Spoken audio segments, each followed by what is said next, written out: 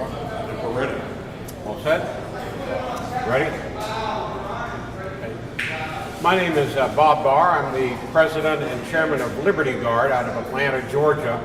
We're here today at Gourmeltz restaurant in Fredericksburg, Virginia with its proprietors, Matt and Maria Strickland.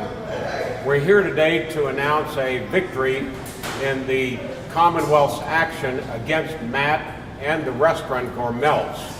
As many people will recall, several months ago, the Attorney General's office for the Commonwealth of Virginia sought to enjoin Matt and Maria and the rest of their restaurant personnel from operating this family-run business unless they complied fully with the range of very, very abusive mandates that the governor of Virginia had instituted. Matt made the courageous decision to fight those unreasonable mandates. The government took him to court. They lost. They tried to stop him from operating his restaurant. They lost that at a hearing back in March. So Matt and Maria and their employees have continued to operate this restaurant for the benefit of their many, many customers. And we're here today to announce that the Commonwealth has dropped its lawsuit against Matt. The Department of Health has reinstituted his license, so he is fully, lawfully, once again, operational. I'm here today as the attorney representing Matt and Gourmeltz, and along with our local attorneys, Martha Norton of Norton Pelt. We've been very happy and honored to have represented Matt and his wife Maria in Gourmeltz in fighting these unreasonable actions by the government of Virginia. The real hero in all of this is Matt, his wife Maria, and the courage that they have exhibited in fighting unreasonable government mandates. And their victory today represents a victory for all freedom-loving Virginians and Americans. And it shows very clearly that if you have the courage and the backbone to stand up to unreasonable government action, you can win. So Matt, congratulations to you and Maria for standing up for what's right, for your freedom, the right to run a family-owned business, and for your victory today. Congratulations and thank you. Thank you, sir. Thank you, Maria. And if you'd like to make a statement. Yeah, definitely. Move close to the mic. Is that better? Yep. Well, first of all, my wife and I and the whole family here at Gourmeltz, we've got to thank Liberty Guard and Bob Barr for standing with us.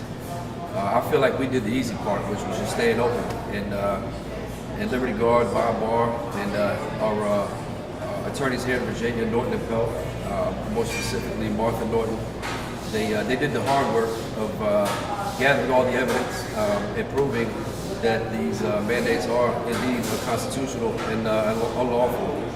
And I've also got to thank the community that stood up with us and that has been in the restaurant ever since all of these legal actions have been taking place, and told us that no matter what happens, they're going to stand with us, and they're going to make sure that we win this fight against the government, and that if they're not going to give us our constitutional rights, that they'll stand with us and take them back. And that's what we've done, and that we've been successful in it.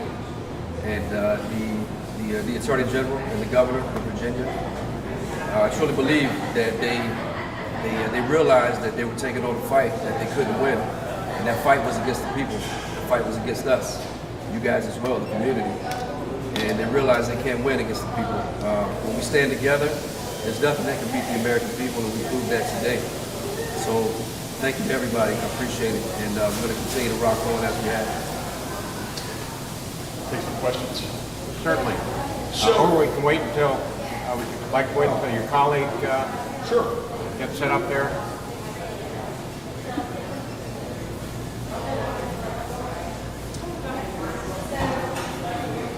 She says go ahead. Okay. So, there have been almost 600,000 Americans who have died from this pandemic. Isn't it reasonable for the government to say restaurants are unique? You have to take off your mask to be in a restaurant. Without a mask, you'd spread the disease. isn't it reasonable to impose some restrictions on restaurants during a pandemic? What was unreasonable about this case was the fact that the government, even though it claimed that MAT remaining open, that is Gourmeltz continuing to remain open without complying with all of the mandates, the government claimed without any evidence whatsoever that his staying open posed a danger to the community. There was not a single case of COVID that was traced back to his restaurant during the time that he remained open. So the fact that the government makes that claim with no evidence whatsoever to back it up and tries to deny him his constitutional rights in so doing is what is very clearly wrong about what the Commonwealth government was doing in this case. There are a whole lot of other restaurants that did comply.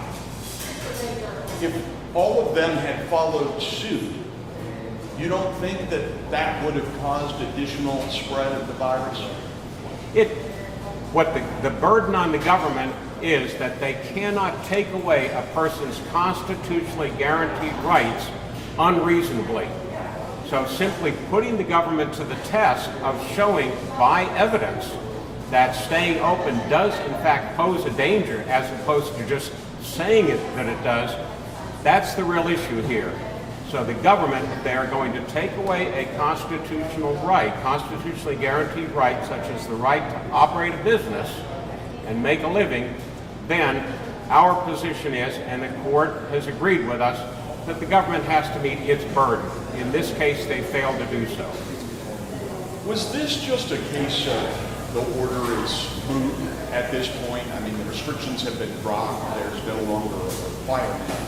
Did the government, did you defeat the government, or is the order just simply no longer relevant because there's no mask order? Well, we all know that the government never likes to admit that it is wrong.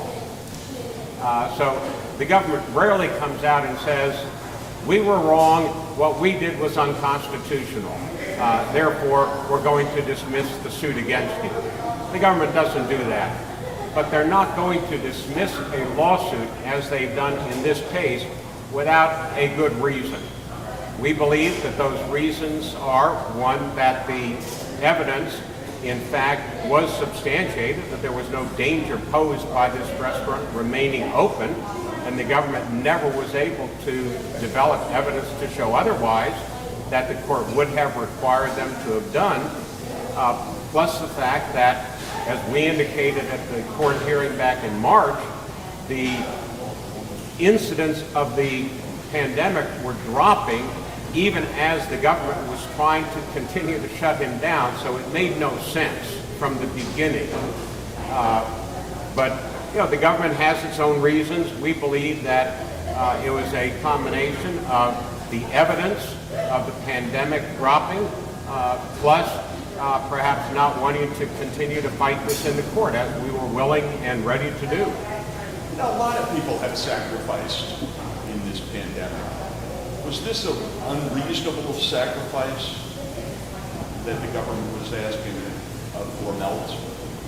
Anytime the government demands that you give up your constitutionally guaranteed rights without a good reason, without evidence, that is an unreasonable demand on the part of the government. Matt, I mean, you're a veteran. You help veterans. You've served. I mean, the last time we spoke, you saw this in very stark terms, this kind of tyranny. Is that still the way that you feel? And you said you would not submit. Is that still the way you feel? Absolutely. I didn't submit. The government's the one that submitted because they knew they were wrong. And they didn't want to see us back in court because, in my opinion, they wanted to save themselves the embarrassment of losing once again. What does this say about the future? Future of this country? If there's another pandemic, what does it say? Well, hopefully, my case in particular, what this says for the country is that if this were to happen again, that other businesses, specifically restaurants, won't be scared to stand up for themselves and stand up for their rights. because they have a case now to prove that if you do so, and, you know, and you're right about it, and you've got a constitutional law to back you up, then you'll be successful.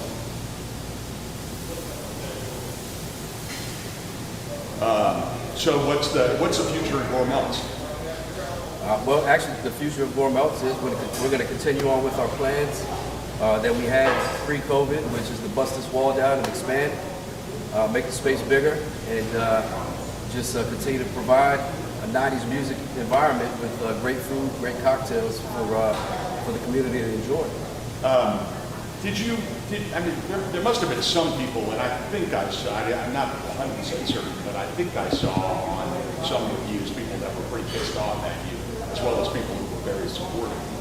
Do you worry that you lost some customers, and then, you know, you've become kind of a political issue at this point, and then people will make a political decision about where to go?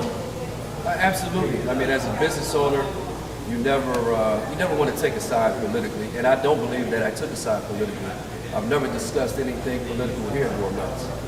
All I've discussed is standing up for my rights, not only my rights, but the rights of the whole community. So if somebody stands against affording the community their constitutional rights and their rights as an American, then I don't want to hear Gourmeltz anyway. Anything else, ma'am? Did you have anything we haven't covered?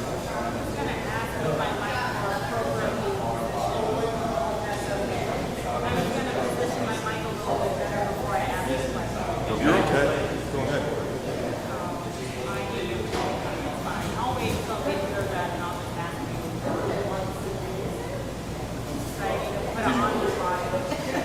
Did you want to reposition it real quick? Oh, gotcha. Anything else you want to say in summary?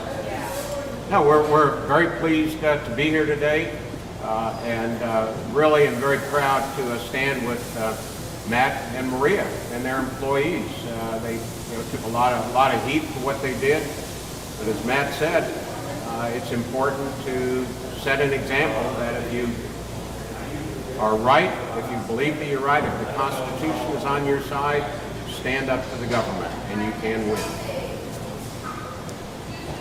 Thank you, sir. Thank you all for coming. Both. All right, thank you, sir. Thank you, Ray.